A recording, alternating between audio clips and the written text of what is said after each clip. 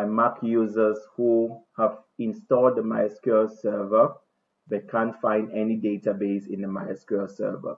For the Windows users, you can automatically install the Sakila database during the installation of the MySQL server. So for the Mac users, don't panic and just watch this video.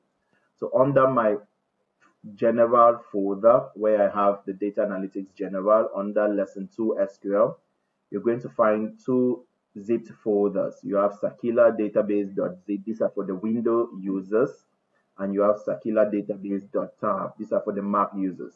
So for the Mac users, you simply download this database to your computer.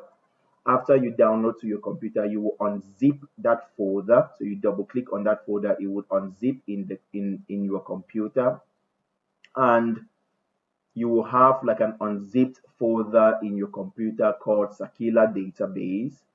Then you will go to your Visual Studio and you will open that folder. So you go to your Visual Studio, you go to downloads where you have the unzipped Sakila database. Remember, you're unzipping from the tar folder. So when you open this database, you will have two files in the database. So you will have two files. You have Sakila.sql, Sakila data, and Sakila schema.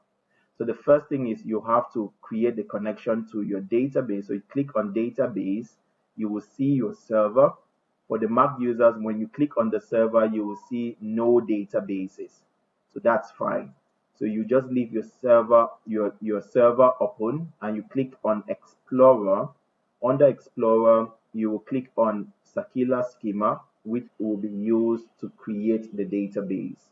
So this is the script to create the database and create the tables in the database. So you just select everything in the script and you click on Run. That will create the Sakila database in your server and create the tables in the Sakila database. Then you can double check when you go back to database. If you refresh your server, you should be able to now see the Sakila database. The database will be there, but the database will be empty. So the tables will be empty in the database because there is no data. You go back to the Explorer and you switch now to the Sakila data.sql file. You select everything in that file again and you click on Run. It will now populate data into the Sakila database. And when you go back to, after you run this script, so you select everything and click on Run, it will execute. And when you go back to the database, when you refresh the server again, when you go to the Sakila database and you click on any of the tables, you should be able to see data in the tables. If you can see data in all the tables, then it is complete and you are ready to go. Thank you.